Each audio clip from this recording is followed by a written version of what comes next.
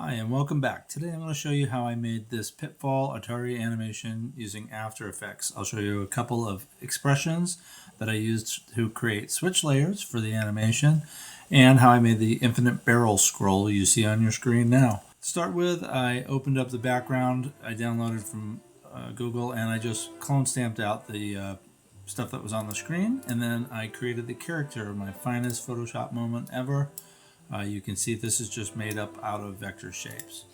This is a standing position, and then I created 4 different run positions for a run cycle, and then a single frame for the jump, 2 alternating frames for the ladder climb, one of which I exported as a single still layer, a barrel in 3 different positions, and then my snake in 2 different positions. I exported these as individual PNG files. So over in After Effects, I'm going to create a new comp and I'm going to drag in the background. First thing I did was I created just a little shape here, so a layer, and this is so he can climb through this, and you can see on the original one he kind of climbs through right there. Okay, so on this one I need to bring in the standing first, and this is just that single position.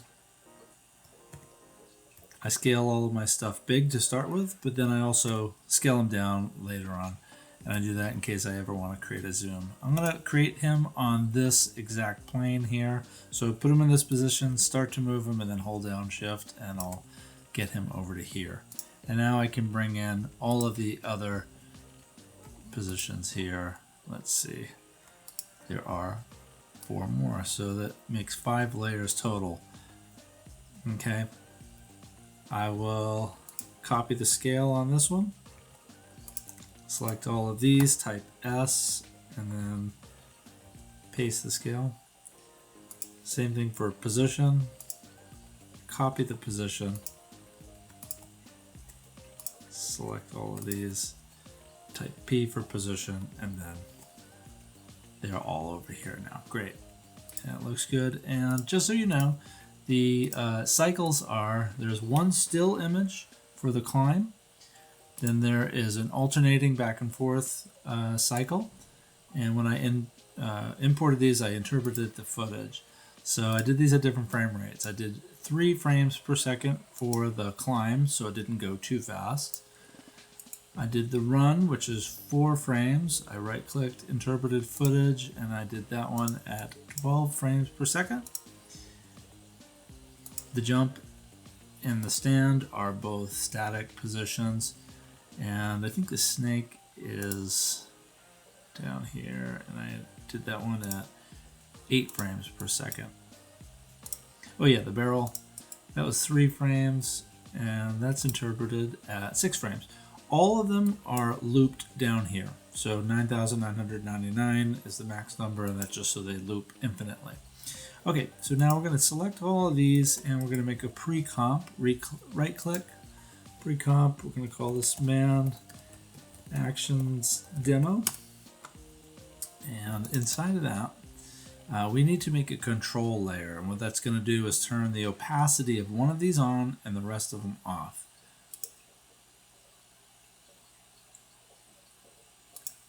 So created a shape layer, drop it to the bottom, right click, and let's rename that one Control. I can't remember his name. He showed me how to make these on YouTube. I'm going to link here so you can see his video and how he does this. Now with this one selected, I'm going to put a slider effect on it. And I'm going to lock this just so that control always shows up no matter what comp or layer I'm on. Okay, inside of that, I'm going to twirl that open. Also, I could just type E to reduce the clutter, and then there it is, the slider. Go to the first one here, type T to open the opacity, and then Alt click on the stopwatch. Take this pickwhip and drag it down to the slider. And then at the beginning of this expression, you want to type source. equals. And then we'll come over here and there's going to be a little bit of extra expression that you need to write in. And let's see where that is. The statement is if the source, which we just identified as the layer, is 100, everything else is going to be 0. And I'll just put this in the description below. You can copy and paste it yourself. So put this down here. And don't forget, you do have to type this after you pickwhip that layer to the slider. And now you have that, and you can see that it zeroes out. Okay, so click on the opacity, right click, and copy that expression only. And then you can click on all the rest of these and just paste them.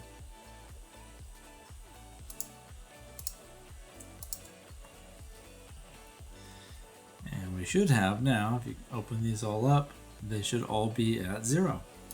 This is great. And now you have to pay attention to whatever layer is which. You can see I labeled mine, but stand is going to be the first one we want. So up here, if I type 1, there he is. And let me play this. So you can see if I switch to 2, which would be one of his climb cycles, or 3, which is the standing climb, or to his jump, something like that, then it will update in real time, which is really very cool. Okay, so the last thing we need to do for this is make sure your timeline is, your playhead's right at the beginning of the timeline. Make a keyframe, or click the stopwatch to make a keyframe, right click it, and toggle hold keyframe. Now again, I made sure that the lock is turned on so that when I'm back over here on the comp, I can see that it's reflected, and I can now set his location where I want, his position to where I want. And so 5 is going to be my first keyframe. And just to demonstrate, if I come down here and I change it to 3, say, and then I change it maybe over to 1 here, if I go back into that, you can see that it creates keyframes there. So I'm going to delete those for now because I don't know exactly when I need him to jump or do some other action. And we'll do that next. So we need to position and place in our barrels.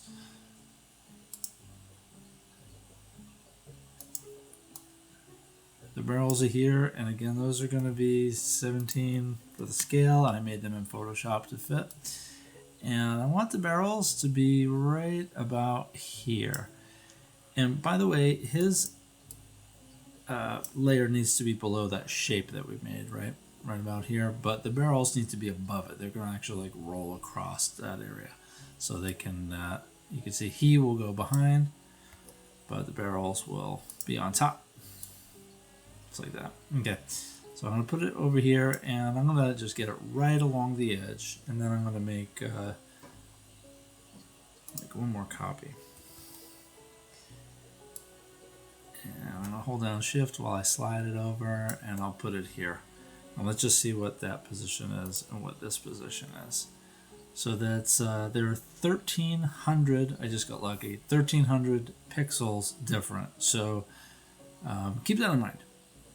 So our next one would be 2618. Remind me of that number in a second. I'm going to pre-comp these two. In the barrels demo here, and I'm going to zoom out, and I'm going to make one more copy, position, and you remembered 2618 for that one. Okay, so now they're all in a row. And the reason I did that is so that I would know that I can make a kind of a perfect loop. I go to view here, show rulers, and I'll show you why. I'm going to put this guide right here, and then we're going to create a new layer that's going to basically create the loop for this. So layer new, and I'm going to use a null object, and then I'm going to select all 3 barrels and pickwhip them so they're now parented to the null. Okay, and now we have to set the pace for these. So if I go to position on the null object and I create one keyframe here, and maybe another one, let's do one that's like 7 or 8 seconds later. I want the next barrel basically to land right at that guide that I created. And then I have to figure out if this is going to be fast enough or not. Okay, so that looks about right. And you can see I didn't quite get my math correct. I thought I did. So I'm going to line up this barrel right here. And I'll take this one, let's zoom in. And I'll just nudge it over with my arrows on my keyboard. Okay, so now they should loop pretty perfectly. And okay, go over back to the original comp and let's see if those go at the right speed. They're going a little bit slow. So let's now just move this keyframe down a bit, maybe to 5 seconds, and see if they go fast enough. That seems about right. That's about the pace of the game here. And we want this to loop infinitely. So before we do anything, I want to shrink this work area, but I'm going to keep all this extra in case I want to play around. And so now this work area is just going to play that, and it should loop back on itself, and the next one that comes over should come in at the exact correct time. So we'll go back here, select both of these, and alt click on the stopwatch, loop, and then we'll choose loop out. We'll click off of it, and that should repeat it over and over and over. Let's just double check that happens. And yes, if I drag the playhead all the way past, it keeps going kind of infinitely. Great. Let's add the snake. We'll scale him down and move him over. I think that's where he normally is in the game. And then now we'll set the position path for this guy. And I'll move him ahead a little bit. I'm gonna, instead of tapping the little diamond over here, I will select Shift, Alt, and P on Windows, and that will create new keyframes, unless it's already going to create one for me, like in this case where I move it ahead. So let's see. He moves a little too fast. Let's bring him forward, and I want him to get down this ladder right before the barrel gets there. So go a little bit forward here, and then I'm going to control click ahead one frame, Shift Alt P, and I'll make another keyframe, and that makes it so I could switch positions. And then he's going to go down here, and let's just lower that. He's going to go down about that far, and then I'm going to shift arrow ahead one more, add a new keyframe, and this is so I can add a pause because I don't want him to climb in place. And then I'll come down about this far, Shift Alt P again, and then that will start my, or stop my one position, and then start my next, and then one more. And then let's have him go up. And instead of guessing, I'll just copy and paste the last keyframe. I think he pauses down there a little bit too long, too hesitant. Awesome. And now let's see, we're going to have him go forward and just totally off the frame. And I think maybe it'll take that long. Let's move him off frame and see. Good. Okay, so let's set the actions for him. So here and here, he's going to be in the same position, but he's going to move one more ahead. So I'm going to just control arrow over and add an extra keyframe. And then on this element here, we want him to start running. So he's going to be on number 3 action. And he will do that all the way to this keyframe right here. And then I want him to switch again. Go to the next keyframe, and he's going to do climb, which is number 2. He'll go down, and then he's going to pause the climb right here. So that's just going to be number 1. And he's going to hold on number 1 till about this point, and then on the next one, he's going to go back to number 2 in order to climb back up.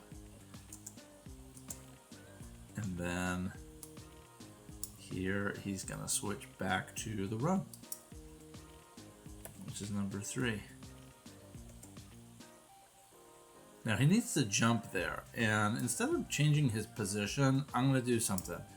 I'll set it to the location that I want him at, and then I'm going to go back over to my man actions here, and for this I want the I want the jump to be higher. So let's just bump that up, and I'm going to push it up, and it's invisible right now because it's not actually on that. And so if we go back over here, we could set it to the jump, and the jump needs to be number 4 just so we can see it. Now he looks a little bit too high, and when we're back over here, let's just be on jump again, and we'll bring him back down a little bit. Now let's see how that looks together. So that location is built in, and for an Atari game, that's awesome and easy. And then maybe about right here, we're going to put him back to the run position. So let's do 3 for that. And it looks like he lands right on the snake. That's cool.